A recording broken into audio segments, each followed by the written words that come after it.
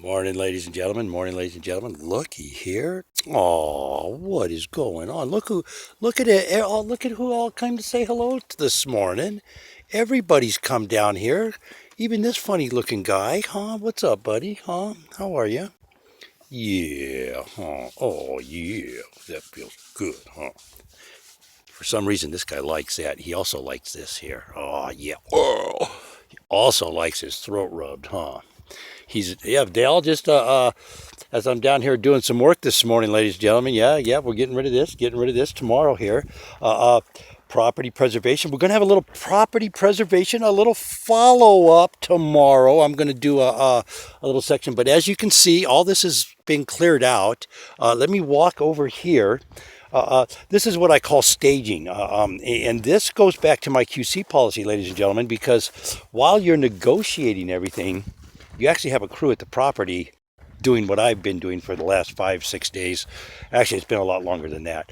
But what we do, because now I can actually measure my debris, if you will. These are 10 feet long, so and I'm just guesstimating right now. Let's see, it comes up to my knee, an average of my knee. That's 2.5 feet. So we have 2.5 times 10. That's 25 plus. It was high, so we got to go this way now. And that's a good 10 feet. There's 3 steps there. So 25, 250 divided by 27, you're looking at about 9, a little less than 9 cubic yards right there in that stack, ladies and gentlemen. This is a cubic yard. We'll call that a cubic yard. We now have 10 cubic yards. That's how you want to do it. Now, over here, of course, we have a different type of debris. This is called e-waste. We got that with the TVs. You people over in California in the paradise state of utopia that Governor Moonbeam has there. But you can see we have a computer monitor or a tower. I'm not a monitor, but and then an old printer. The old TVs, e-waste, that's a refrigerator. It's a special debris, and of course tires. We all know about the hazard tire thing. And then we have this stuff going on over here. Now, you notice it's all in piles. It's all in different piles. It's all in different piles because it's all different types of debris going to different places. This pile might stay here and get burned. Remember, we're out in the middle of nowhere, so I don't know. The windows, that'll go to metal. The glass will get banged out of them. They'll go to metal. Maybe somebody will want to keep those louver windows and build them a little greenhouse. You never know. That's what they were originally going to be tagged for. But since the project has been canceled, we're no longer putting the greenhouse structures up. So they're now debris. Again, remember, ladies and gentlemen, the project that I'm on started as a repurpose. Everything that we were doing was going to be materials were going to be used here that we found here. So and that's what was going on up there. And again, there was a communication breakdown. Ownership of the land actually came into question, and the people who own the place don't like the work. Isn't that a shame after 16 months? You would think. Let that be your business 101 lesson, ladies and gentlemen. There's a reason they say do not do business with friends. And the biggest reason is because 9 times out of 10, because there's a friend involved, because it's a friend, you don't have a written contract. And I'll say it again. A contract is a mutuality of agreement between two peoples, and what is contained in the 4 corners of the document, that's what's law, ladies and gentlemen. Fortunately for myself, because I was using this project to springboard into another redevelop the business model, I've been keeping very, very careful documentation, and you will be seeing a media blitz coming up here real soon for Alladay.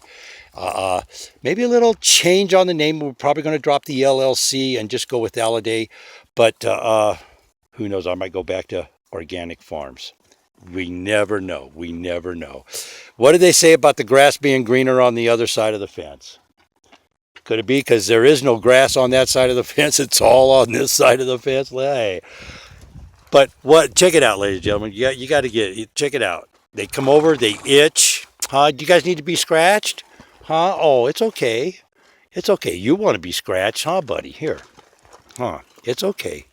It's okay. If you move slow around them and talk to them, they usually warm up to you a little bit sometimes. Sometimes. It's okay, buddy. Huh? No? No? How about you? You want to come here? Huh? This one here does though, huh? You do though, huh? Yes, you do, huh? You want you like to be you like that, huh? See, whatever it is, they like that right there. Oh yeah, huh? Yeah, huh? Anyways, ladies and gentlemen, I'm out of here for the day. Well, not for the day. You never know what's going to pop up over the weekend. But that's what I call staging.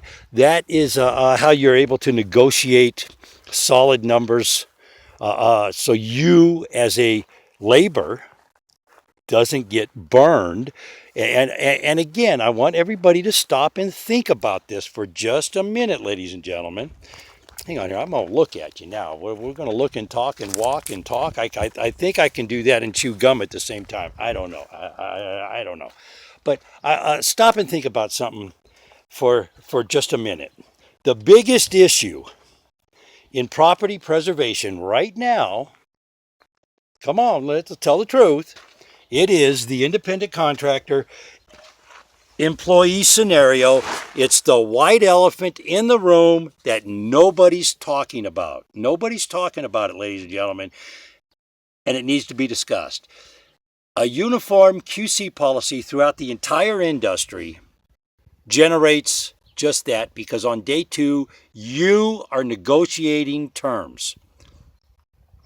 Again, perhaps we need to get somebody like Mike Rowe, maybe the Department of Labor involved to break up this little iron fist monopoly that the NAMFS members have, forcing you to buy insurance, buy materials from certain places, buy equipment from certain places, use what type of equipment they're telling you to use, when you have to do it, how long you have to do it, how many pictures.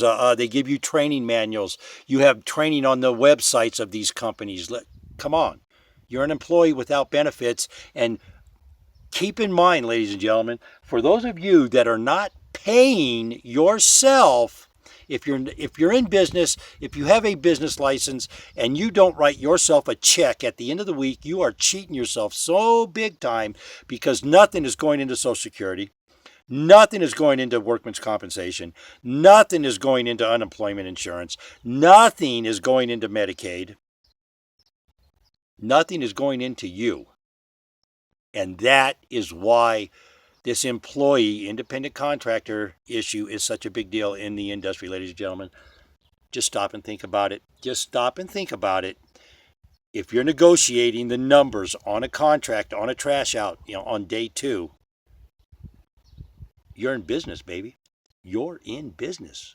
As I say, that's business. Business 101, brought to you today by Kim Savage. Kim Savage, Women at Work Incorporated, back there in the Richmond, Virginia area. If you need property preservation services, you need property maintenance services, she's your gal. She's your gal. She's cute. She looks good in a poodle skirt, she tells me, and we're still hoping for that dance at the prom there, Miss Savage. Hot August night right around the corner, ladies and gentlemen.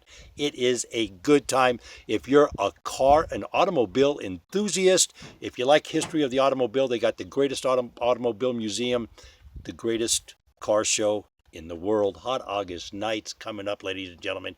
If you're into automobiles, it's got to go on your bucket list. Maybe you'll see me and Wilson running around, checking out doing some girl watching. After all, that's what you do when you go take the cars downtown.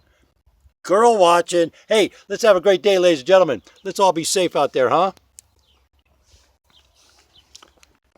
Have you seen the solar lamps I'm making out of these things yet? Pretty off the hook. Pretty off the hook.